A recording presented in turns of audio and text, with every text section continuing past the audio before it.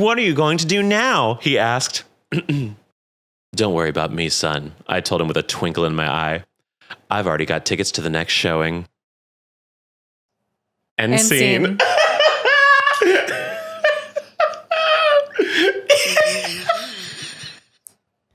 That is the gayest thing I've ever heard. It's the gayest. That is amazing. You know, let's hear it for our fanfic diva. When did I get old? Oh, oh,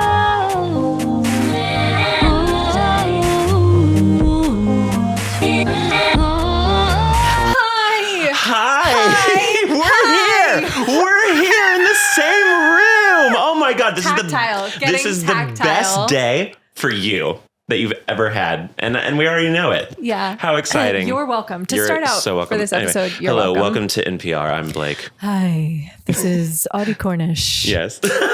Anyway, hi, welcome to Keep Me Young. I am Blake. And I'm Heather. And this is your weekly podcast for watching two millennials try to keep themselves culturally relevant through pop culture, media, entertainment. I've said the same word, I think, 3 times actually with that. But politics, video games, movies, anything really. Yeah. But yeah, more politics as it keeps going, unfortunately. Absolutely. I think we're accidentally doing I feel like it's like the right-wing grift of like going from failed YouTuber to borderline politician, right? Like Charlie Kirk-esque. It's just the Indiana Jones. You are the Rock rolling in Indiana Jones. You have it. You can't help it. You can't help it. And I think that's like what this podcast is becoming is like Totally. we're becoming a political. I feel like every podcast inevitably becomes a political podcast. I'm the branches that are in the way of the Rock that are like, we don't have, I don't listen to politics. And then the Rock is just like, bitch, get on board. Yeah, like here's the thing though. Yeah, war crimes are happening every day. Yeah. But we don't have to talk about that today. We're not going to talk about that today. I have political stuff, but they're light and funnier. So I think we're good. I very characteristically do not have political stuff today. So here we are. Rad. And that's rad. Last time we did this in person, again, really excited. Big day for you. Last time we did this in person, listening, we're in person. Did we say that already? No, we didn't say that. We just assumed you would know that. We're in Blake's our studio, YouTubers aka get bedroom. It. Our YouTube babies get it. Yeah. Our Spotify babies, thank you, and Apple Music babies, thank you. Rate and subscribe. I think that's the 2 you ask for those. We are in person for the first time in ages because Heather's doing 6 months. I'm doing a walkabout. A cross-country adventure. I'm doing a walkabout. I'm doing a Rumspringa, if you will. Yeah. Just having a Forrest Gump. Yeah. I'm exploring the country back and forth a few times. I went forth, didn't like it, so I came back, but I'm going forth again because I got some work out there. So this is simply my walkabout. Absolutely. Mm-hmm. Absolutely. So that's why we're here in person. And you'll probably see that a few more times, actually, I think, in the coming months. So that's exciting. Oh, and we have directional mics now, so I think it should be okay sound balance. Exactly. We didn't even test that. We'll find out in post. That's fine. I know. I was thinking like, oh shit, the last time we did this, it really picked up, but I think it'll be okay. I think it'll be okay. And if it does, get over it. Hey, and if you hear Blake in my mic, keep your dirty mouth shut. Yeah, or at least make it like funny. Yeah, we love engagement as well. Yeah. Leave a comment that says, I just Venmo'd you $1,000 for renting a recording booth every time you do this. You can fix this. Exactly. This is on you. Exactly. Anyway, I guess we should get started. What's keeping you young? Blake, what's keeping me young is a tiered thing. Okay, so we start at the bottom. Well, I'll jump to the end. What's keeping me young is 2010's club dance music. Oh, we can go on about this. But I'll tell you how I got there. What's keeping me young is Phoenix, Arizona, the city of Phoenix, Arizona. I was just there seeing my friend in a show. You might think to yourself, a lot of Christians, a lot of like Christian nationalists, a lot of true. I always think like really hot, but yeah. Incredible weather in February. Let me tell you that. Oh yeah, probably right. What, 60, 70? Dreamy in the 60s and 70s every single day. Amazing. Dreamy. Okay, so then it's Phoenix. Then the time when we were there, there's a lesbian bar in Phoenix. Cool. There's not even that many lesbian bars in the country. Oh, right. There's like 10. Yeah, but there's one in Phoenix, Arizona. Okay, it's called Boycott. Next level, Boycott was having an event sponsored by U-Haul for lesbians. Hello? Hello? I have a U-Haul branded bandana and a patch. They did a free raffle for a U-Haul hoodie, and a boy girl named Jess won. Okay, so all of these are really stacking up. Also, here's the thing about like, I'm not that Phoenix is a small place, but like not as like dense in queer people. Because of that, you get all types at the gay clubs. We don't section off. We don't discriminate our gays. Right. There's no pride parade versus Dyke Prejudice March. parade. Everybody's. And the Dyke March is the prejudice parade. Yes, the prejudice parade. We actually only like gay women. Yes, so go away. Whatever this out. is. Right. Leave. So everyone's there, all demographics, all body shapes, all ages, all like types of lesbians. Mm-hmm. Incredible like sea of faces. Also Phoenix, incredibly diverse city and like integrated city too. I think lots of cities are I think lots of cities are diverse, but not all are integrated. And like you saw a really beautiful mix on the dance floor. Yeah. Okay, so then there's that. Then a DJ, I wish I remembered his name because it was very clever, was playing a really great mix. Incredible DJ. The pinnacle moment before my edible kicked in, and then unfortunately I did have to sit and people watch. Sick. But I went hard for like 2 hours before then. Was Mr. Brightside with a drumline beat under it. And I lost my mind. And everyone on the dance floor lost their mind. Yeah. And the thing is, whenever like Pink Pony Club is an exception, but basically whenever like current popular music got played, people were singing along, but like people sort of wandered off the dance floor. Yeah. And then anytime a piece, a work from the 2010s oeuvre came on, literally everyone got back on the dance floor. And I'm so grateful to have been like 19 to 22 in the best era of club music. And I was clubbing in New Jersey at that time. Like, I just feel so lucky. Me and Luis were just talking about this yesterday because there's like this big renaissance of 2010s culture. It's become the new thing, which frankly, thank you. Because I'm so tired of going to house parties. Well, I mean, I don't go to house parties as much anymore. Tier 30s. But whenever I did that in like grad school and stuff, I hated anytime I would curate a nice like playlist of like newish, not super top 40, like fun pop music that's come across my way that I'm really excited about and stuff. And then within 3 minutes of that party, every time, hey, can we put on some 90s playlist? Every fucking time. It made me so mad. It made me so, I can only hear, so tell me what you want, what you really, I can only hear it so many times before I'm not having fun anymore. Like at least like throw in some 80s, do something. It's always the same 5 90s songs. And it drives me up a wall. Which are fun. But that doesn't... They're good. That's for a wedding. That's not for a house songs. party. You know what I mean? I just can't hear them anymore. Yeah. Like it drives me up a wall. So I'm so glad that there's like this 2010s era. And so me and Luis were just talking about that. It was such a banger because everything was that post 2008 crash of like, we don't have any money. Fuck it. We ball. Let's get drunk. And it was like... LMFAO. Oh, escapism. 2 LMFAO songs played in a lesbian bar in Phoenix, Arizona in the year of our friends 2026. And they only have 2 popular songs. So you got the full discography. Kesha, like Kesha was to have been 19 to 22 at the peak of Kesha. I thank God every day. Genuinely. And let me tell you, that's how I knew I was on the pulse back in the day because people were like shitting on her. And I remember day one, I was like, you guys know she's a genius, right? DINOSA. You are a dinosaur. You are a dinosaur. Now we are a dinosaur, actually. Oh, no. An OLDMAN. You're just an old man hitting on me. What? You need a CAT scan.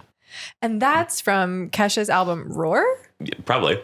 I remember back in the day though in college, there was people like the joke was to make fun of Kesha. Like that was a thing. And I was like, you guys know she's a genius, right? And they're like, what? It's like, she's playing in every club. Yeah. She's playing in every club. Like she's a genius. She's going to live forever. And she has. And she's doing great. People still eat her up and they should because Joyride's amazing. Yeah. Yeah. Okay. Yeah. So that is going to buoy me through the rest of the year. I've seen a lot Literally of like... just Mr. Brightside with the drumline beat. Like it didn't even...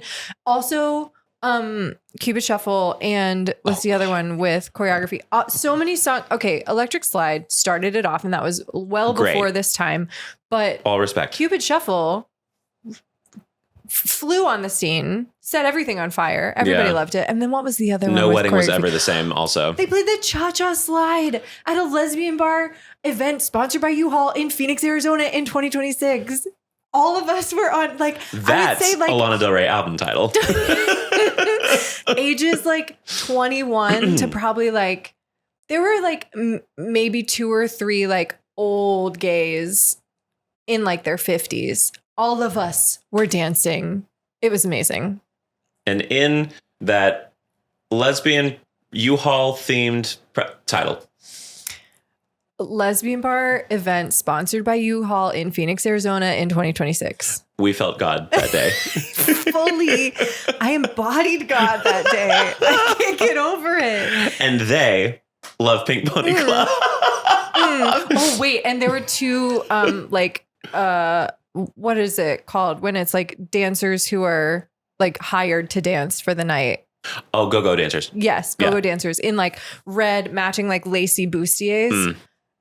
Like eating, dancing for their life, dancing for their absolute life. To be hired to throw ass would just be the best. But to at just a shake lesbian ass. bar too. Oh my like, God. Amazing. Oh my God. Amazing. It truly was. Sometimes once the edible hit, I just sat and I watched them.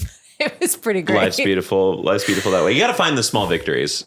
And that clearly was one. Yeah. So I really recommend sort of like wondering about the direction of your life. And as a result, going on a walkabout, going and visiting lots of different cities and then happening upon something like this. Because how would I have known otherwise if I didn't go on a walkabout? How could you know?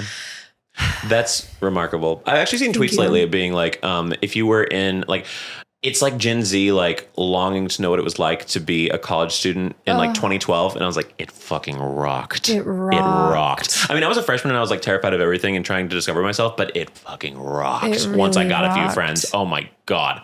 Oh, it was Other so good. than wearing stiletto heels to the club. 2015 was like my year. That's when we met, and that's when we had our little opera camp. That's when all that stuff happened. But like music was awesome. I just discovered Betty Who for the first time.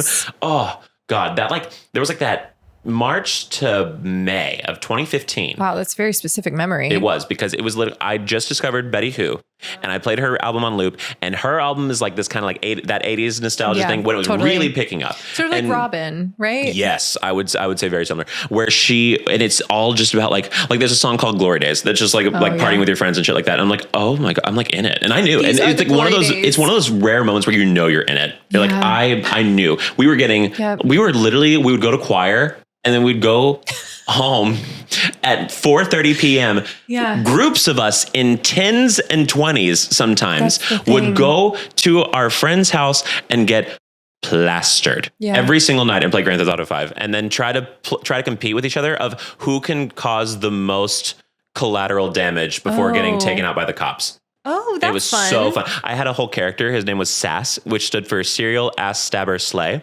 And he literally... Blake has not changed. No, I've not changed a day in my life. Blake's been like this forever. I was not even out when I made that. But Blake. crazy time. I was gayer. I will say it to the heavens. I was gayer in the closet than out of the closet. Yeah. It was fighting its way out. Too, I think. I was also like so misogynistic when I was in the closet. Before I found out I was gay, oh my God. I was in 8th grade. I'm like, why am I so good at doing this gay voice? That Among Us like sound is like playing in the background. I was like, yeah, exactly. Crazy time. But yeah, no, so I did Serial Ass Stabber Slay. So I would just like have a knife and I would just run up to people and just like stab them in the ass and keep running. See how many people I could get. I get a lot of people. Yeah. It one time elevated to the point where I accidentally like made a blimp explode. I think like somebody had like an RNG or something. So I just picked it up and was like, okay, they're about to kill me. And it hit and it blew up right as I was about to die. So it was in slow motion. I was like, I had a little bit of a bro phase right before I came out. It was like it's kind of like whenever we both did. That's why we're friends. It's like when trans men have like radical femininity right before. Yes. Before I had the radical. I don't know what order it went in. I think it was bro phase definitely bro phase first. That was the like up until maybe 23, 24. Then peak girl drag. And then Simply Gay, Heather. Simply Gay. Love it. Oh my God. That's amazing. What's keeping you young? That was remarkable. This you know what's so fun is like doing this in person I know. for the first time after we've had experience doing Yeah. podcasting. Because now I'm just like, oh my God, this flows so easy. This is like even better than, and we're already pretty good at it on Discord. But like even then, like, hey, we're pretty good, right? Right. Okay, so I have a couple. I have two because Great. I had one, but I had it for so long that another one has Oh. walked into the workroom. Incredible. First one, Melania's film Flopping. Hilarious. Maflopia, we love, we stand. Yes. We stand. There was literally like theaters in New York that didn't sell a single ticket for the day. The entire day. They made, I think, 12 million opening weekend. They spent 75 million to make it. Wow. God is good all the time, and all the time God is good. He does not pick Say favorites, that. and he knows who's bad. And Melania, Wow. 9th ring, baby. You and your husband both. What is that other? God doesn't give with both hands. He doesn't give with both hands, I think, is one. Yeah. That sounds bad saying it out loud. Something like that. God don't like ugly. God don't like ugly. God don't like ugly. That's another one.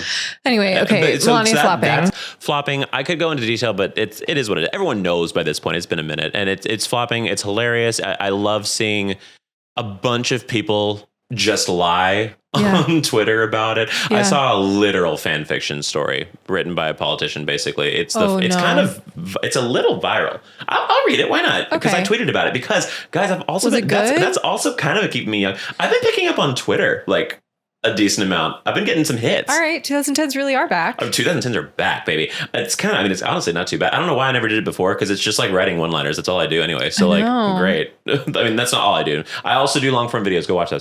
But like, I certainly do it a lot. Let me see. Where was it? It was, here we go.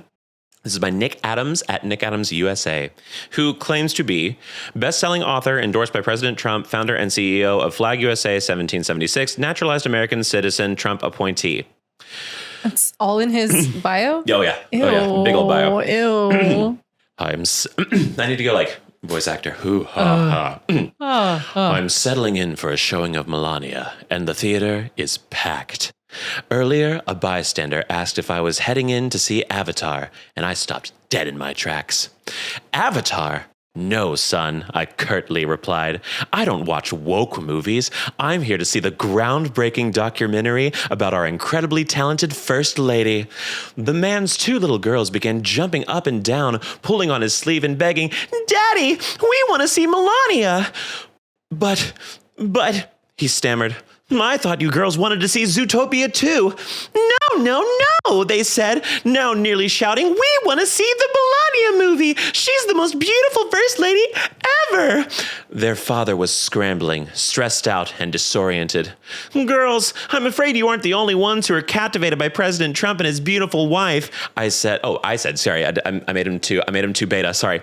Girls, I'm afraid you aren't the only ones who are captivated by President Trump and his beautiful wife, I said, kneeling to get on their level.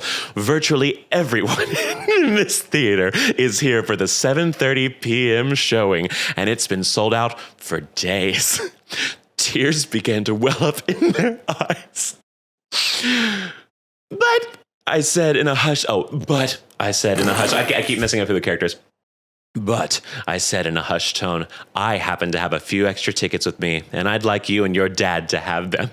They jumped for joy and began hugging their father. He looked relieved as he wiped the sweat off his brow with a smile. I handed him the tickets and pulled him close. Raise these girls right. I whispered, teach them to be classy, conservative women of faith like Melania. Don't let them become like Meghan Markle. Capiche? He hugged me and thanked me profusely. What are you going to do now? He asked. Don't worry about me, son, I told him with a twinkle in my eye. I've already got tickets to the next showing. End scene.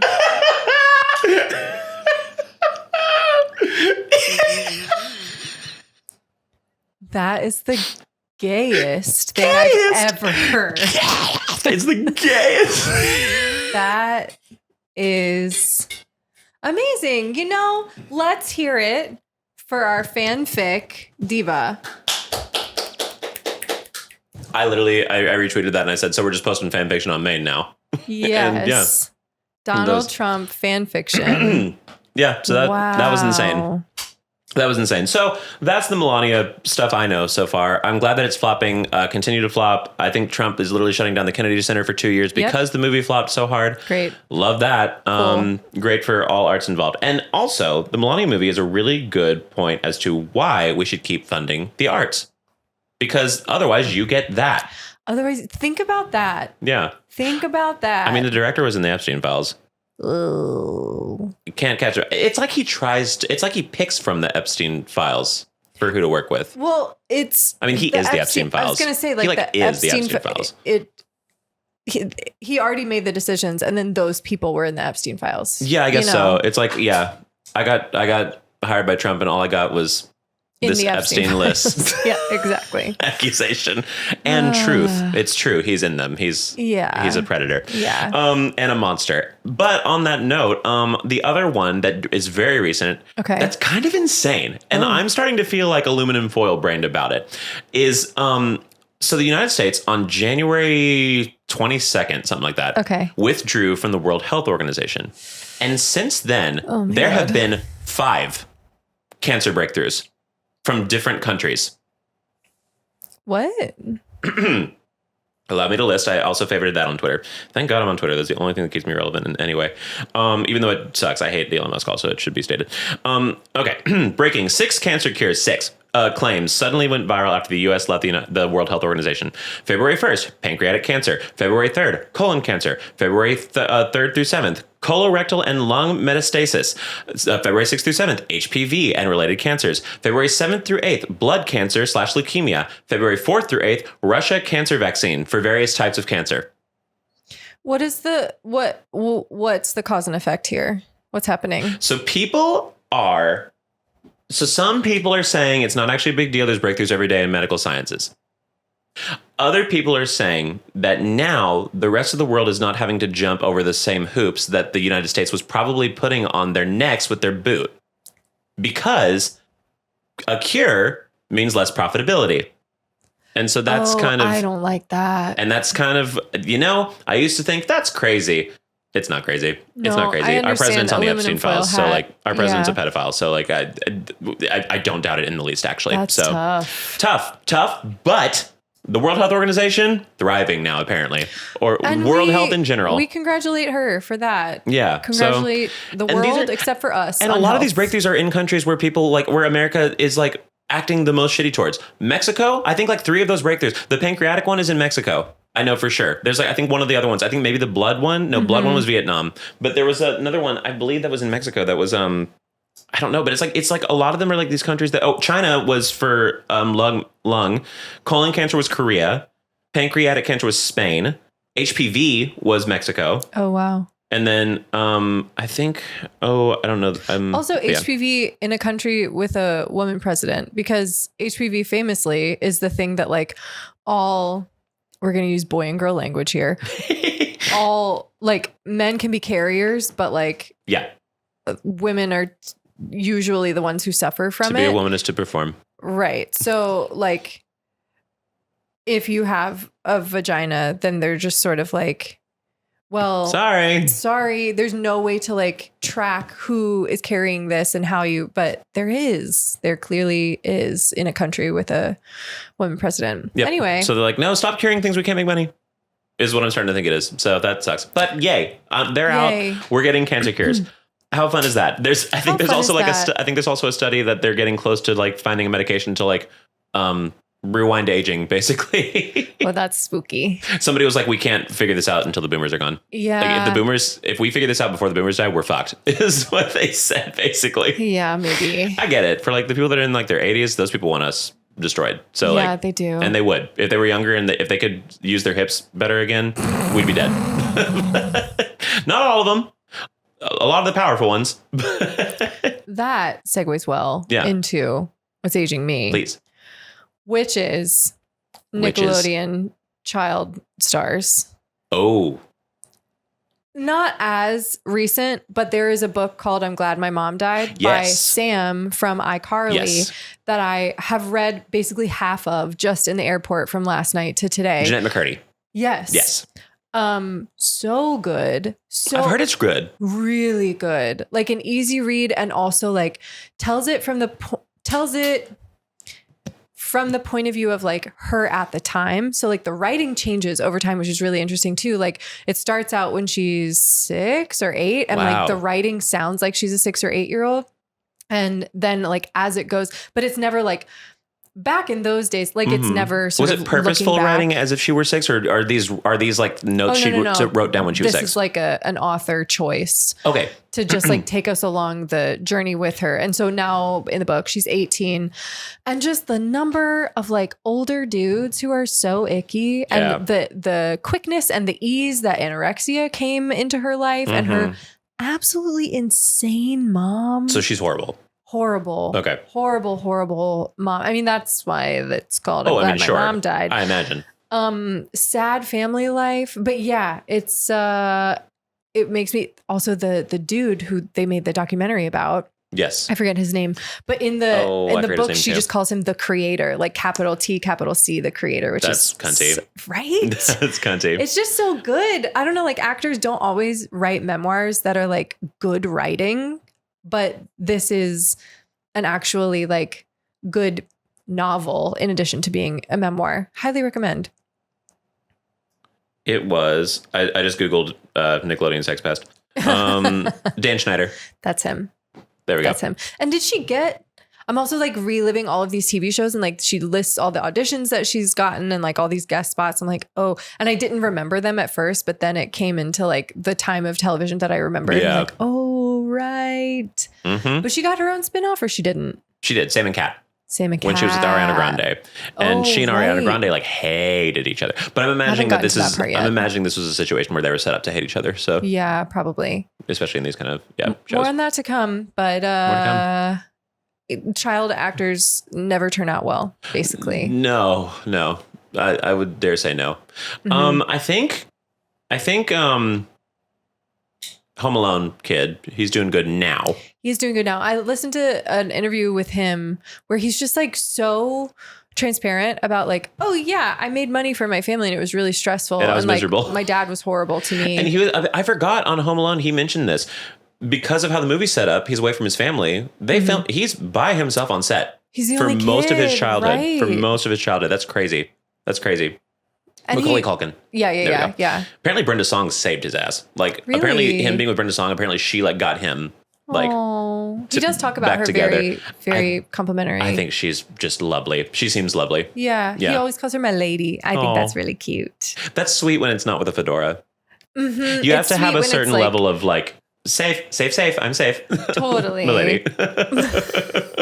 It's not M apostrophe, it's No, M-Y my space lady. lady. My lady. My she, lady. blah, blah, blah, blah. Yeah, exactly. He does say it with a British accent. Exactly. Yeah, every time. Good old Macaulay. That's what we call him.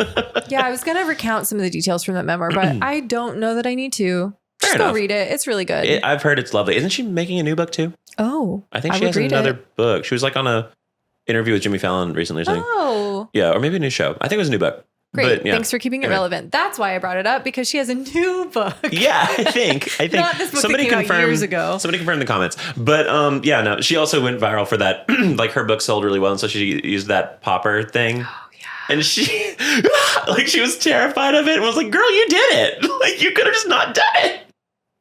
She's incredible. She's kind of like a walking like just naturally entertaining. Yeah. The world's a stage. Yeah. But yeah, no, that's bummer, but entertaining bummer. But much more entertaining bummer than the documentary that I watched about those Nickelodeon Oh, kid stars. that one was devastating. When Drake Bell showed up, Deeply Oh my God. Talk about like not Fedora, not safe space. Not safe space. Not that poor guy, but also that poor guy. Like who? Drake Bell? Yeah. Yeah, that poor guy. I would say. I mean, he's been icky, too. but icky people make people icky. No, icky people, verb, icky people. Icky people. It's so true. I shouldn't be smiling. No. It's really sad. It's just like, yeah, it's that constant wheel of hurt, and it sucks. But it sounds like he's getting better. Good. And it's especially if you're going to spearhead this, this conversation. Right. I feel like it has to be like, I'm holding You have myself to be on the other accountable. side. Yeah. And also Yeah. it's because this man's a monster. Right. Which is true. Right. So yeah, that's a bummer. That's a bummer. Yeah. But really, really well written. Fascinating Yeah. read. I will probably be done with it in another day. I'm Nice. just constantly like, nobody talk to me. I'm reading my book. Like, I'm in 4th grade again. So No one talk me. I read. Uh-huh. I eat. Exactly. Well, that's fun. Yeah. Not that fun. Yeah. but it's a good topic. It's a good topic. It is aging. I'm reading a book. I'm not decaying. To brag. So, That keeps your mind young. Yeah. And there have been, I don't know, it's like light enough. Yeah. I've tried to capital R read a capital B book for a while now. Hard R read. Hard R read a book. And I don't know, nothing has stuck. Like on my walkabout, I need something a little bit lighter, I think. Yeah. And though this is about very heavy stuff, it's written in such a like flowy, like it's a little girl telling about her family, but then like you see behind the curtain and you're like, oh my God, it's happening. Like she's growing up as it's Dark stories can be entertaining. They are. Saltburn. It is. It's great. I never saw it. It's pretty good. Is I liked it? it. Yeah. Right. Okay, here's the thing. People always talk about how like the bathtub scene, the bathtub scene. Yeah. Spoiler alert, go forward like 30 seconds, whatever. Bathtub scene, he like is obsessed with this guy, and so he like licks the ejaculate from the drain of the bathtub his intro. Thank you. People were like, this movie's disgusting. I'm like, there are people living in entirely different worlds from us, I suppose, because girl, tip of the iceberg. That's all that happened? That's all that happens. I thought there was like blood involved. I mean, there is, but like, whatever. I think he fucks the grave. Oh, of that's the thing. what I'm thinking of. I guess that's dark, but I don't know. It's That's like weirder than you're the just putting your tub. pingling in some dirt, like whatever. That's weird. No, Blake, that's weird. No, it's weird and bad. I'm not saying do it, but like visually, Yeah. I'm not like about to vomit from watching this. Oh, sure. And people are acting like this is like traumatizing to even watch. I'm like, can y'all like grow up a little? I don't know. I'm just Did you like, ever watch Hocus Pocus where Yeah. like somebody literally comes out of the grave and then his head falls off? I Hello? guess millennials have it a little bit different because we were raised on 2 Girls, 1 Cup, like the one guy, one horse thing, the glass jar thing. Sometimes I think about those things and I'm like, that's real. Yeah. Those are real people. No, and then I just go about my day. That's the thing. Like these are movies. We were watching snuff films. It's true. Like people died. Like I think the snuff horse one died. documentaries. He did. That's crazy. It's crazy. And if you don't know about that, don't continue to not know about that. Don't. You're fine. You're fine. Go fine. about life. I'm lucky. I missed all the beheading videos. I don't know how I missed them. I never watched them. I only heard about them because if I saw Never it, I crossed would my path. never. I would never be the same. Yeah. I would not be the same person. Thank God it did not cross my path. Thank but God. yeah, no, crazy times. My mom didn't let me text for a long time. We didn't have texting on our plan, so I think that probably saved me for a lot of it back in the day. I didn't text until I was like 14. Probably. Oh, wow. So I had a minute. I had a minute of safety. Yeah. Because like I think like there was like a nude going around our school at one point from which literally is CP. So Definitely. like didn't, and of course when you're a kid you don't know that, Right. And so people were just sending that around. Thank God, never got it. Oh wow. There are perks to not being popular. I was gonna say I don't know if that happened, but maybe it happened and I just didn't know because I was not one of the Teacher's popular kid, I kids. didn't know anything. Like we went to college and for I sure. thought that like the partying, drinking high schooler thing was just a cautionary tale that TV showed. I didn't think people drank or had sex or had parties in high school at all. Like in my mind, It's just everybody that in my you high school didn't. class was a virgin when we Yeah. graduated. Everybody was, but it did not cross my path that it would. I did not Yeah. think that would be the case, but it was, and it turns out I was lame. They weren't going to like tell the teacher's kid that there's a No, house party, of course which not. makes sense. Yeah. But honestly, thank God. But then Blake went to house parties. Okay. Yeah, I went to house parties Damn it. a lot in college because I was like, I gotta make up for lost time, and this is really fun, Exactly. actually, and it was. Exactly. Man, they really had a point. Those high schoolers had a point. It was fun. Speaking of growing up from high school to college, what's aging you? Oh, okay. So what's aging me is I've had this one for a minute, but we had a guest last week, and I didn't want to like be like, hey, here's a really hot topic. So I saved it for this week. Great. So it's a little bit past its prime, but it is Always a good talking point. Great. Which is Twitter. So recently, I think it happened because Megan, all about that bass, Megan.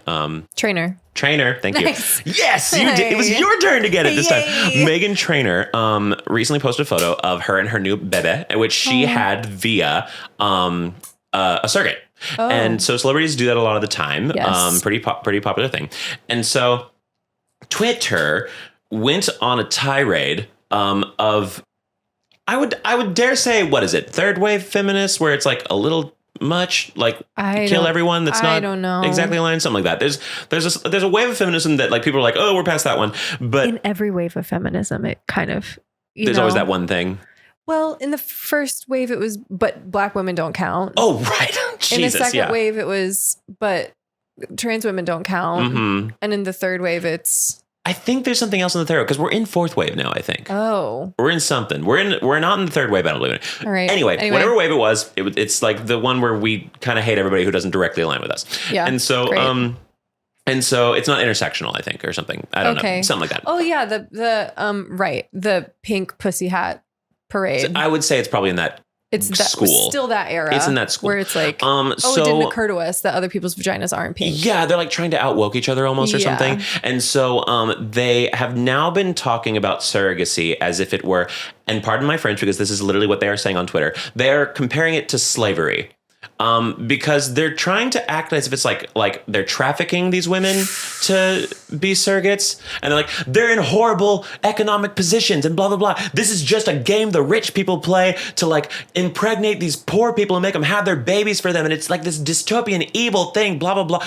And literally, and then of course, it always turns into a way to be like, and these evil gay men that are forcing, and like, there it is. There's what you really wanted to say. There it is. You wanted to say it with your chest. It's okay. You can't, but you wanted to. Yeah. But that's what it all came down to. Secretly, like they said the loud thing, the quiet part out loud. Yeah. But there's this whole wave now where they're acting like that, and so I did research. I went through some comments. I went through some naysayers. I looked at opposite opinions, things like that. You can't sign up to be a surrogate if you're on government aid.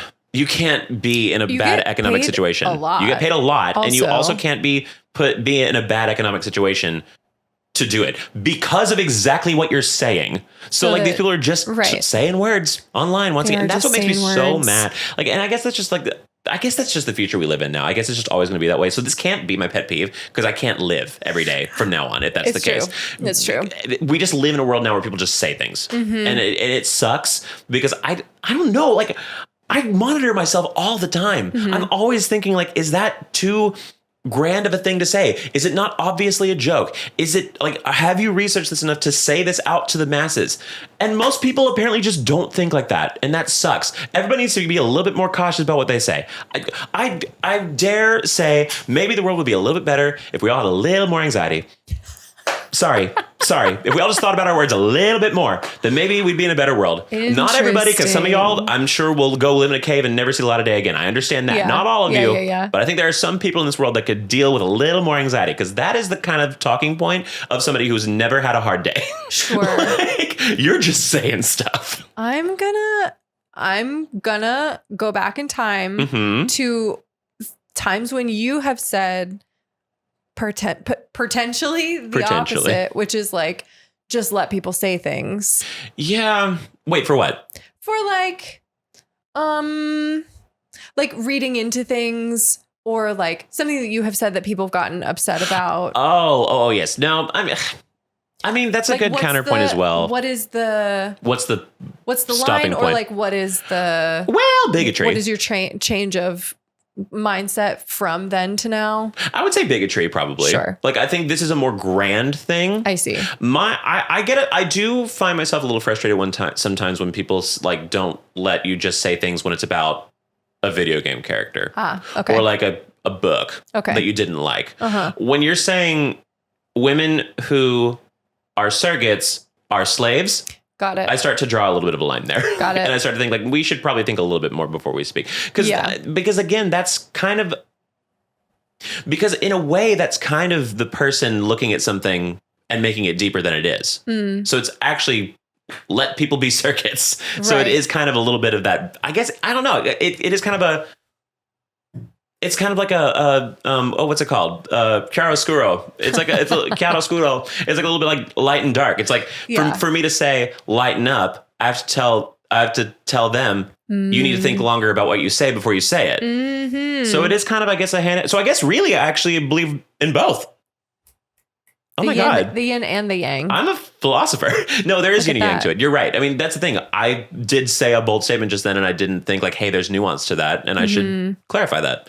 I'm not trying to do a gotcha, but like. No, but you're right. And it should be monitored a little bit, I think. I don't know. Because people are saying shit all the time. All the time. And I think it is hard to like, I don't know. Sometimes it's okay to just say shit. Yeah. And then also sometimes it's really dangerous. Really to just dangerous say to shit. just say shit. That's the thing. But people are gonna just keep saying shit, I think. Maybe not anxiety. I wish everybody had a little bit more sprinkle of nuance. That'd be cool. Yeah. That'd be cool. Maybe like speaking from experience, like the people who are saying that surrogacy is like human trafficking. Have any of them been a surrogate? Do they know surrogates? Probably not. Maybe talk to a person. Right. Or like when you're saying shit about trans people, like go have coffee with one. Yeah. And maybe find out that they're just into Pokemon. Not this one, but a lot of them are. A lot of them are. They just they just think Steven Universe is cool. Okay. Like leave them alone. Right. Right. But yeah, that's like the point of the internet is for people to just say random shit. Yeah, but I get that too. We're in whatever wave of the internet that like the shit that people are just saying is like ramping up and up and up and up. In order to get attention, like it has to get bigger and bigger. Because that's the thing. There's like a whole bunch of them being like, it's this whole movement now of being fucking stupid. I will go ahead and put that out there right now. Yeah. But like it's just a weird. It's a weird reality. It is a weird reality. But yeah, it's interesting. But I do agree. You can only be a surrogate if you've had a kid. That's a real thing. Yeah. Not that means that you're well off or something. I don't know. But I mean, obviously, I'm sure there's a black through. market for it. I'm sure there's some evil shit going on with this kind of stuff. But that's not what we're talking about, and that's not what you're accusing of slavery. You just don't want gay people to. Right. You just wanted another reason to say gay people suck and I don't want them to have kids. Yeah. Exactly. I think also this comes from, I was in a class in undergrad. Yeah. I have multiple degrees. That's right. I have to distinguish in undergrad. Thank you, Det, called Philosophy of Genetic Engineering. Ooh. And one of the articles that we read was like a New York Times writer who employed a surrogate, and she was like writing all these articles about like, I was going skiing and I was this and I was this, and I came in guns a-blazing. Like surrogacy is so fucked up. It's so selfish. And then like I met people who were born from IVF or who were born from surrogacy or knew people who were born from surrogacy. And then I shut my little mouth. I had big opinions, and then we talked about them in a class where like lots of people had big, like sticky opinions, and I learned stuff and then shut my mouth. Shut my little mouth. The best was, my God, I don't know. It wasn't about surrogate. It was about IVF. I think I was like going off on this cringy rant about like, if you can't have a baby with your body, like maybe you're not supposed to be having a baby. Oh. And like, God bless this girl in my class who was like, well, I don't know, like, people who have IVF, like still, make really good parents. She was like, I was an IVF baby. I was like, right. But like, I'm sure your mom like cared about you and was there for you. She said, well, my mom's dead. I said, sometimes you just need that slap. Shut up forever. Sometimes you just need that slap, and let that be a testament that people can change. Also, because that I feel like that's also the era of woke we're getting into, which is really good. We're in for the redemption arc, kind of woke, which is great. So great. But yeah, no, you kind of had the final boss of like, hey, you're wrong. Totally. Yeah, which is great. Totally. Yeah. And that's the thing. I guess that's another point. Hope that like those people who you can only learn if you say your shit. Because then people won't. Fair point, though. Because then coming around. Because we are having the conversation right now. So maybe, I don't know. I guess keep spreading your shit. But don't act like you're a hero about it, okay? If you're wrong, get ready to be wrong. That's what I want to Maybe say. that's it. Get ready to be wrong. Keep saying shit, but get ready to be wrong. Put that on a t-shirt. Ooh, I love that. Keep saying shit. There we go. We found our wrong. resolution here Maybe today. that's it. That's lovely. Yeah. But then like, I don't know, it's easier in a college classroom where everybody. But then she like shot my dad. So like, who's really the good person? I don't really, know. Honestly, like, yeah. She sang the piss out of "Ya Solito Canche." Just for her. Okay. That's like what I remember of her is that story, and then hearing her in studio class being like, "Damn, that sounds so good." Wow, you ate that. Also, so sorry about. I know, so sorry. Listen, I've been there. I was in a. You had to do a mandatory religious class once at Texas Christian University. Well, just one though. It's in the name. Just one semester though. Go Frogs. So like, could be worse. Baylor, it's like 5 classes or some shit like that. Yeah. But Baptist. If you work at Charleston Southern University, in your application paperwork, you have to say when you were saved. To be employed there, not even to go to school there. Yeah. Oh, the spirit just went through me. Sorry. Forget where we come from. Y'all don't know. Y'all don't know. That's the thing. We are not East Coast elites. We are far worse than that. Oh and they're elite for a reason. Those bastards are crazy. Not all of them. A lot of them. Yeah. But man, anyway. it was, that's, I was in my Bible class. Because I took Bible because I was like, that'll be the easiest. I grew up with that. Love and it was actually really good. It was really good. It was like objective views of Bible stories, which is great. And so, but both literally of us being like, great, gun to our heads behind us. Great. It wasn't indoctrination, we swear. Anyway, I got my ring after that. But they so we were doing that class, and literally during one of them, I'm pretty sure talking about Jesus, we were having like a conversation about like, what are qualities of homeless people? Like, what are qualities that lead to somebody being homeless? Oh. The first thing that comes out of one of those rich fuckers' mouth, because if you weren't in the music school at TCU, you were rich. Oh, interesting. Everybody at music school, scholarships. Everybody else in that school, rich. $45,000 a year. I only went because I was scholarshiped. But these people... Because it's a private school? Because these people are all doing like general ed or shit like that. Sure. And they don't have any scholarships. They got like a 2.5 GPA, but they're like hot and blonde and their parents own the library. Right. And so... if you're gonna be dumb, your parents should own a library. Exactly. That's the rule. But they did the conversation about like, what are the qualities of homelessness, like what leads to homelessness, blah, blah, blah. That's an First insane guy question. I don't even remember how it was worded. Yeah. But even looking back, I'm like, wild. I think it was talk about Jesus and blah, blah, blah, and his generosity Again, towards homeless people. to MAGA catch up. Yes. Generosity towards homeless people. Yeah. But he literally, this frat guy, first guy off the bat, hand raised, they're lazy. Yeah. I was like still on my journey of getting woke. And even then I was like, you're fucked up, man. Yeah. Like, that's really fucked up, man. Like, you're kind of evil.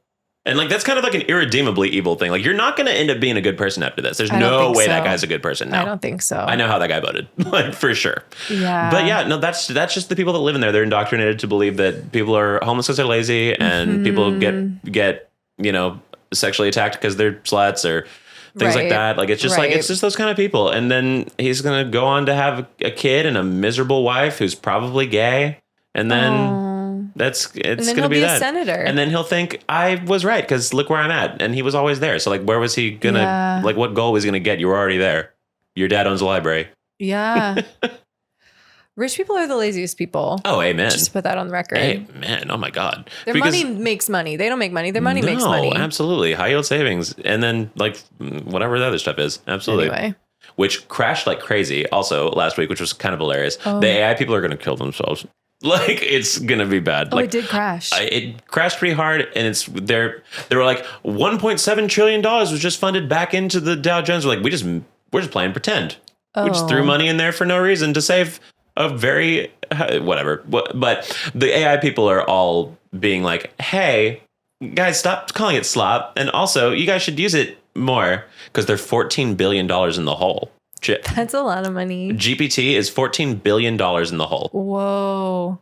Y'all break up with your GPT boyfriend now. Break up with a GPT boyfriend. Oh my God, you don't need it. You do not need it. You don't need it every day. You do not. At least call a friend. At least reduce your usage. Yeah. Like, don't use it for a general Google search. If you're like a software engineer. First. Yeah. If you're a software engineer and it helps you build your like base code or whatever, I'm not going to kill you for that. But if you're out here doing like shrimp Jesus, and if you're doing like, if you're using it in place of a very simple Google search, grow up. Grow up. Grow up. You're fine. Also, You're if fine. you're using it, if you're using it to like learn how to do something, call somebody. Yeah. Like text your friend who knows things first. And then if that person is like, oh, I don't know, then do other options. Or just search what you're looking for and put Reddit at the end. Well, that's the ultimate answer. That's the real. Those people know. That's the real GPT. And that's human sourced Exactly. GPT. Yeah. Oh my God. So that's the Actually, thing.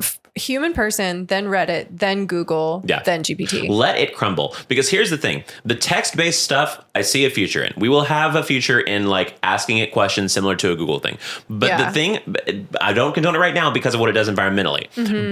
And a little bit of brain rot. But the thing is, I've watched videos on this and I've watched like studies on this from like experts in the field. There are more environmentally friendly ways to do this. And there are ways like, because they're using the same amount of energy to do a simple search as to make these videos and these photos and stuff like that, using the same engines and the same energy consumption. So they can use cheaper, smaller models that take a half a second longer to generate the answer that uses way less energy, but they're not doing it because they want to be impressive and fast. It doesn't need to be that. It doesn't need to. No. Everybody calm down. I've found some options. There's like a green PT or something. There's something like that. It's like a chat GPT, but it's like by this company in Sweden that like all of their energy used for, you have to pay a subscription instead of doing it for free. It's like $5 a month or something. Okay. But like I would do that instead if I was going to do it regularly. Yeah. Do that. And there's like ones that use like renewable, and it's used with renewable energy. Oh, nice. Yeah. Great. I will say the one perk from this is that apparently Trump is trying to get a bunch of nuclear energy going because of this. And I'm like, fucking finally, because it has the word nuclear in it. Everyone thought it was horrible for everything. It's amazing for the environment. It is the perfect thing that will solve all of our problems. And they called it nuclear, and every dumb idiot bastard that we know is like, well, it says nuclear, so that's pretty bad. Remember what we did to those other countries? Like, that's me. That's what I thought. It's really good. Nope, it's actually really, really good. It's those fumes that are coming out of the tube. That's water vapor. Oops. Okay. Yeah, they use a nuclear like charged pipe basically that like heats up water. And it can stay heated for a very, very long time because of this. And then it creates water vapor, which turbines, electricity, blah, blah, blah. Great. And then that's what it releases into the world. And then like, I think it stores into like, they showed like a single acre of land with like their storage of like the waste from it. And I think it's like 70 years of energy or something like that in that acre or something like that. It's like insane. It's an insane number. But yeah, nuclear is where it's at. Great. Yeah. So they're apparently they're building more of those in order to get more GPT basically. Great. It's not oil. Yeah. It's not oil. It's very renewable. It's rainforest. very clean. It's very clean. So that's the biggest thing. Okay, that's fun. I saw a tweet one time. It's like, I can't believe we don't have nuclear energy just because a few Russians couldn't do it right back in the day. Which kind of fair, kind of true. But yeah, So that's, what was my aging me? Oh, surrogacy. Yeah, I'm pro surrogacy. So that's the moral of this conversation. We're just so excited. Yeah, we are excited to be here. We're excited to just like gab. Just gabbing. Just gal pals. Anyway, so I guess we could go on to, no, we can do it here. Depression Meal Mondays. Oh my God, it was in time. What did you have? Well, this was today. Yeah. In the airport, I did a very grown-up thing and bought myself a little prepackaged salad at the grocery store. Nice. Saved money, bought a prepackaged meal, and it was greens. And I was like, oh, I'm taking a red eye. Like, I'll put this in the fridge before I leave, and then I'll have it like for lunch / breakfast, whatever, tomorrow. And because you always feel like shit when you come off a red eye. Yes. So let me get myself vegetables. So proud of myself. Take it out at JFK. No fork.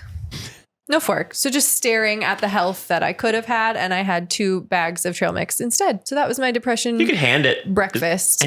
I did try. No. I did try. Not for a lack of trying. Exactly. But I didn't have my salad. So that is what I've had to eat today is 2, but like miniature, like little packets of trail mix. And I desperately want to eat that salad. Skinny. And I would love to borrow. Field mouse. Can I borrow a fork? Yeah. Cool. Absolutely. Any day. You're on camera. Diva, any day. Keep that in mind when I ask, are you an advocate for trans people? Are you going to give me a fork? Yes. Yes. Okay. Oh. Coming out of the depression very soon. Yes, but I that was my haven't eaten either. breakfast. I should. Let's lunch. Oh my God. A little lunch. Well, I set up for my stream after this. How fun. Perfect. Behind the scenes action for you. Anyway, I had my next one's gonna be also my depression meal, which is it's not the meal, it's the frequency of the meal. Peanut butter sandwich, third time in a row. Wow. Yeah. I had one for lunch yesterday, and then I had to go to the concert way sooner than I thought I had to hop in an Uber. And because it was 4 degrees out yesterday, it felt like negative 13 with wind chill. There's somebody in upstate New York that's like, okay, wow, summer. I was in upstate New York and I was very cold. Okay. Yeah, it sucks. But so then I was in a rush, and so I was like, well, peanut butter sandwich. Like, let's just make it while I get dressed. White bread. Also, creamy peanut butter, I assume. Yes. Great. Yeah. Oh yeah, definitely not crunchy. Fuck crunchy. Yeah. But no, it was just on 2 pieces of white bread and some peanut butter. But eating that, ate it so fast though, and peanut butter is like a little acidic, and so the back of my throat just felt like pre-sick for a minute. Sure. Yeah, it was like not a good feeling at the beginning of the concert, and then it cleared out and it was fine.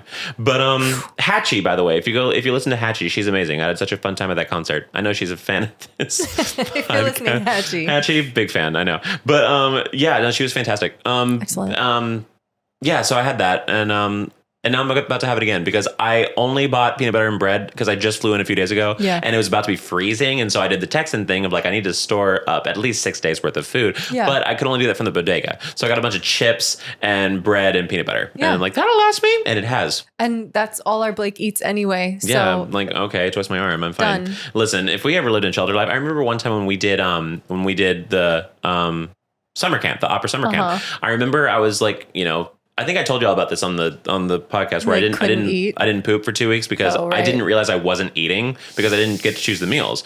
And so I remember somebody was complaining, and they were like, or somebody not complaining. They were saying how grateful they were of how good the food is this time because last year, like all they ever got was Wonder Bread and peanut butter. And I was like, I went to the hospital for starving myself because by accident. It wasn't Wonder Bread. Because it wasn't Wonder Bread. And on the way back from that hospital, you bet your ass, I bought Wonder Bread and peanut butter, and I put it in my little cabin, and I would be like, nummy, bye. And I would go back to my cabin and I'd eat peanut butter sandwich. Because you didn't have to go to lunch though, did you? Or you were just going to like I was doing lunch pickup. Oh. So because we also had to work there. Which we paid for. Anyway. But okay. It was fun though. The pay for it aside. Yeah. It like, let's hear it for communal living because that was cool. We lived in a commune, and I, for one, really enjoyed it. Oh, there is a point to the commune stuff because man, we were happy. Like we were if you happy. take away that it was an opera summer camp, we all lived with our friends in cabins in the woods. No signal. For 2 months with no internet, and we all like made food for each other and cleaned up after each other and did theater together. Points were made. We paid for it, but points were made. We know, yeah. And like opera's a tricky industry, and the people who run opera are tricky people. Everything outside of it though was fantastic. Right? Like all of our spare time was amazing. Oh my gosh. I agree. But yeah, so anyway. So that was my because it was like because we do like corned beef or something, and let me tell you, I fucking hate corned beef. I do too. Oh my God, it was so bad. We found something. I like also hate corned beef. Meat flavored sandpaper. It's really gross. What's the point? It's really weird awful. And gross. Yeah, I don't like it. Anyway, so that was why I started myself by accident. I don't condone it. You let this be an example to y'all. Okay, so I guess now it's time for a depression mail from a viewer. Yes, we have which a submission. You can do by reaching out to us either at our DMs at Keep Me Young Pod on Instagram or at keepmeyoungpod@gmail.com, which is where we're getting this one today. And here's the thing, I only just realized that the message requests. Yep. Yeah. They don't alert you. You just have to go check it. Yeah. So those are to come. This is from our Gmail depression meal. Oh, who's it by? Let's see. Do they prefer anonymous? I think it's just Allie. Sick. And they sent kitty pictures also. Thank you for that. I know. So many kitty pictures. Okay, I'll read the little preamble because we love to hear. Sick. Hello, divas. I'm Allie, and I've been absolutely loving the podcast. Thank you. I started watching Blake's content on YouTube maybe like 2 years ago and was so excited to hear you announce it. Heather is such a lovely co-host and sweet soul, and aren't they all around? And your history and interactions together are so fun to listen to and laugh along with. I love that. To be honest, the concept of something keeping you young has made me intentionally slow my mind down and think about the little things that are making me happy that day. It's a great daily reflection. And I thank you both for bringing it to my attention.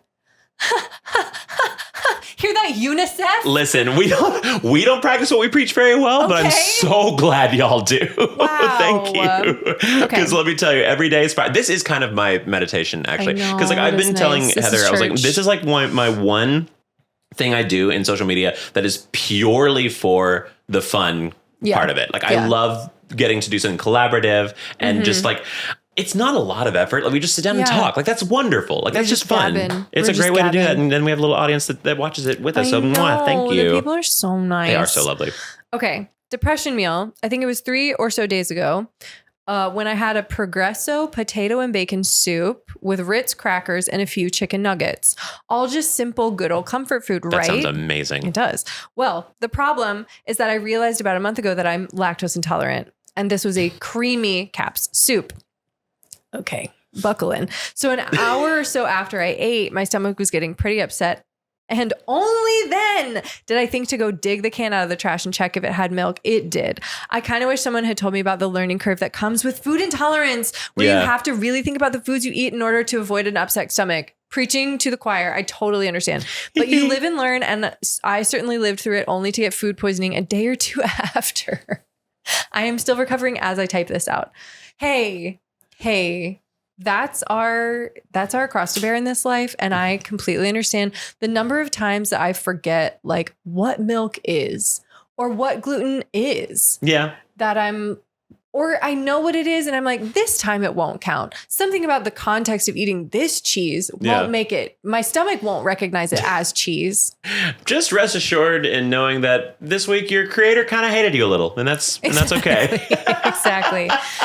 So, whatever that may be. Congrats on a very tasty sounding. Oh no. And there are ways around it. You just unfortunately do have to like lock in, and you can't just be on autopilot buying food. Or you can just do it. I mean, I have many a lactose intolerant friend that just does it. Just shit yourself. Girl, just shit on him. Who cares? It depends what kind of like day you're having. If you have access to a private bathroom, live your life. Oh my God. Do whatever you want to do.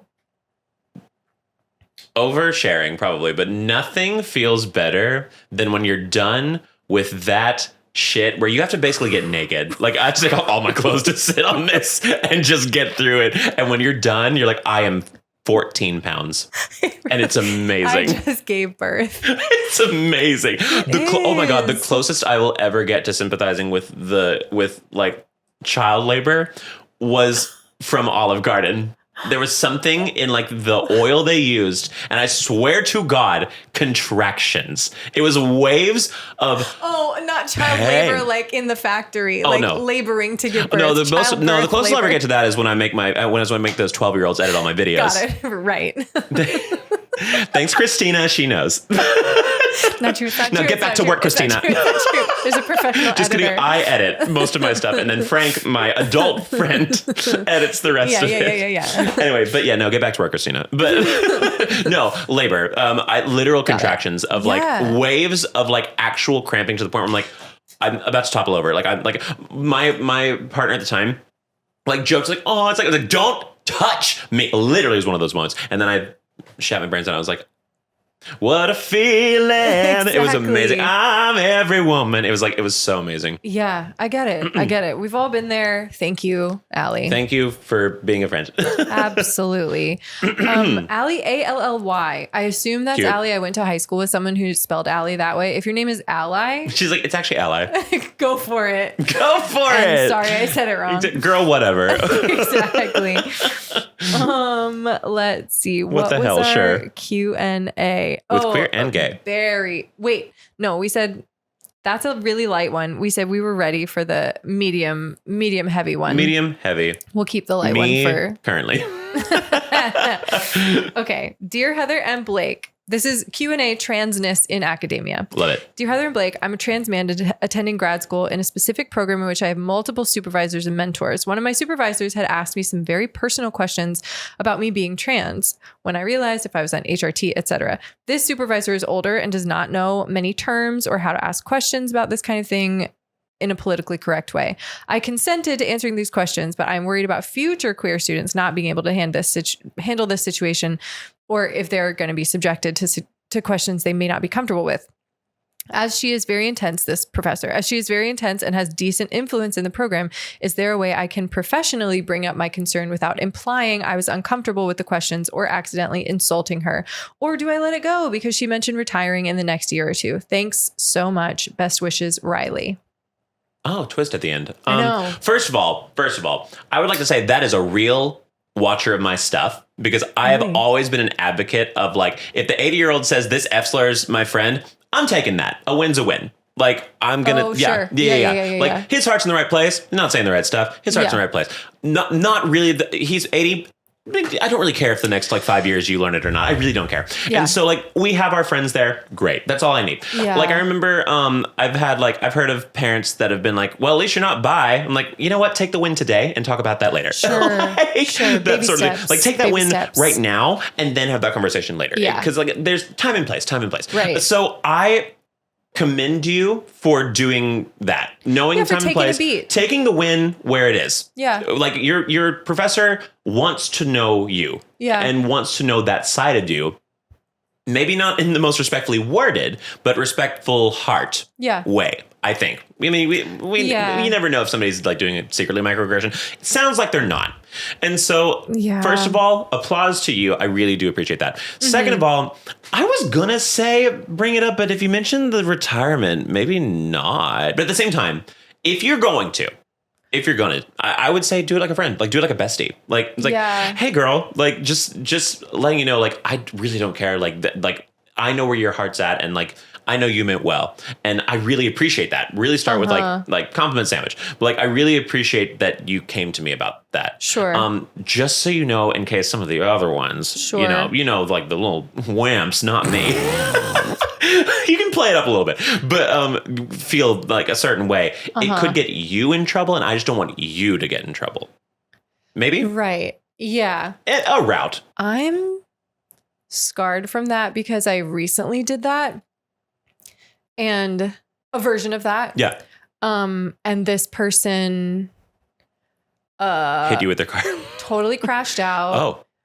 Talked about it behind my back. Oh. And then got me a t-shirt as a joke to, like, excuse me? I can't. Fair enough. Tell you the details of it. Fair enough.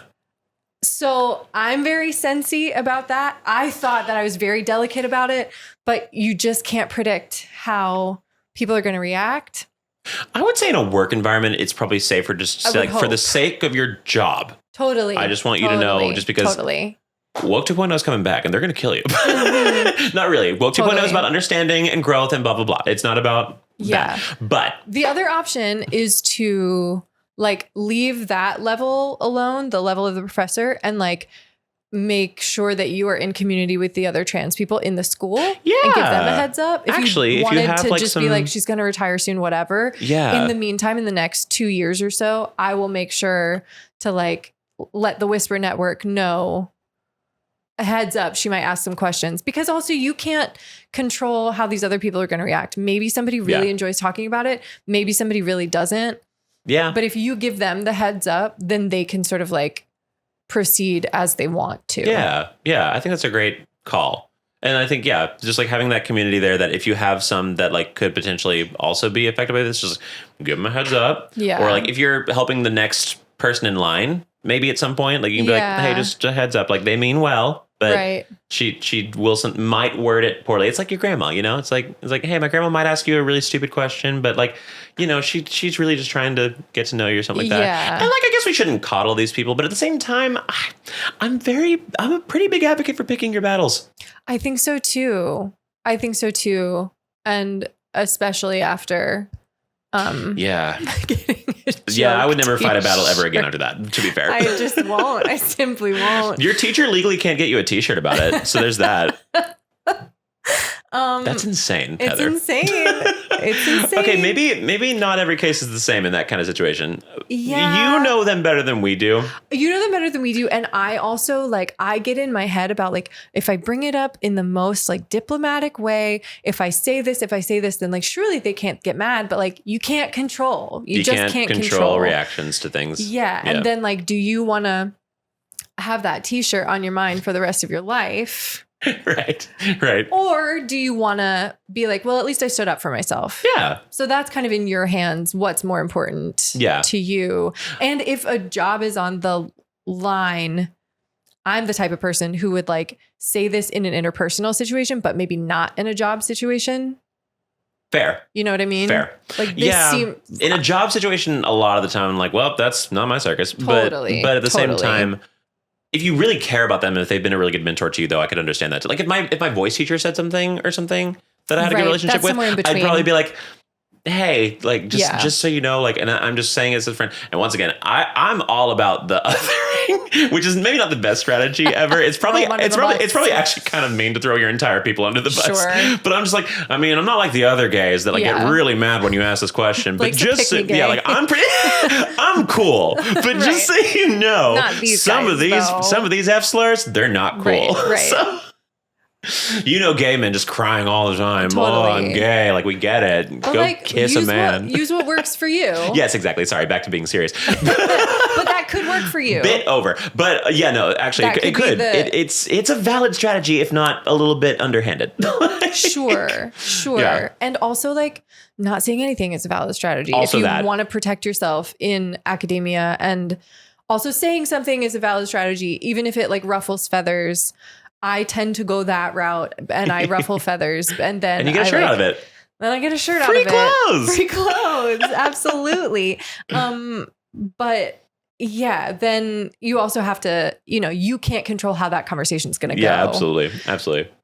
So there you have it. Multiple routes. But I think we've lined them up well for you, hopefully. Yeah. At least we have steps for each route you choose to take. I think so. Potentially choose your own adventure. It's like those Goosebumps books where it's if you want to do this, turn to this page. Little choose your adventure RPG. Yeah. How fun is that? Luck. And good luck, babe. Because there will be more of us in every sector eventually, but being the first one is not easy. And so just thank you. One day you will be sponsored by U-Haul, so you're going to be fine. You're going to be fine. One day you'll find yourself in Phoenix, Arizona. God damn it. In 2026 with lesbians at a lesbian bar event sponsored by U-Haul. There were wristbands where you could say single. It was glow stick wristbands. I can't believe I left that part out. It was glow stick wristbands to say single, taken, DTF, or friends. That's beautiful. Isn't that amazing? Oh my God. To the point. And then you were dancing with your wristband and everybody knew if you were single or DTF. The way I would walk around that thing I know. just amazing. ready. Give me something. Anyway. Well, that was beautiful. This was so much fun. It In was. person. God, I forgot how fun it is in I person. hope you guys had fun because we really did. Yeah, we really if did. you didn't, so it's also we fine. don't care because we're still friends when you hate us too. So yeah. Yeah, unless you're gonna give us some more views because I'm not like Heather. I'm not like the Heather over here. Unless you want to bribe me. I like podcasting. I don't like this one. Unless you just want literal cash bribe. Yeah. I'll do it. Blake won't, but I'll sell Listen, out. Remember, Blake didn't even want to sell his coming out story. Are you kidding me? Oh my God, that's a story. Would. That's a story for another time. But they reached out again to potentially do a sponsorship. Save it. Save it We'll for save the next it. episode. We'll save it. Oh, that's incredible. Okay. All right. They mean well. They meant well. We'll find out. Anyway. Okay. Anyway, on that note, this has been Keep Me Young. I'm Blake. And I'm Heather. Please make sure to follow, share, subscribe, notification bell, all that good stuff that lets you know whenever we're making new stuff, which is every Monday. Mm-hmm. And then on that note, I guess we leave you with this. U-Haul. I was going to say U-Haul as well. Can get us to sponsorship. Diva. Manifesting. Them. Do it. Come on. Tag them all everywhere. All right. Bye.